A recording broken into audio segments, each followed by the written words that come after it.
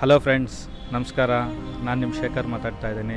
ನನ್ನ ಏಕೈಕ ಪುತ್ರನಾದ ಕೃತಿನ್ ಜನ್ಮದಿನಾಚರಣೆಯನ್ನು ಫೆಬ್ರವರಿ 2ರಂದು Pakashala party hall, Chamarajpet near ಎಮ್ಮೆ ಮೈದಾನ ಹತ್ತಿರ ಸಂಜೆ 6:30ಕ್ಕೆ ಕಾರ್ಯಕ್ರಮವನ್ನು ನೆರವೇರಿಸಲು ನಿರ್ಧರಿಸಿದ್ದು, ತಾವು ತಮ್ಮ ಕುಟುಂಬ ಸಮೇತರಾಗಿ ಬಂದು ನಮ್ಮ ಮುದ್ದಾದ ಮಗುವನ್ನು ಆಶೀರ್ವದಿಸಿ ನಮ್ಮ ಆತಿಥ್ಯವನ್ನು ಸ್ವೀಕರಿಸಿ ನಮ್ಮನ್ನು ಸಂತೋಷಪಡಿಸಬೇಕೆಂದು ಈ ಮೂಲಕ ಕೇಳಿಕೊಳ್ಳುತ್ತಿದ್ದೇನೆ.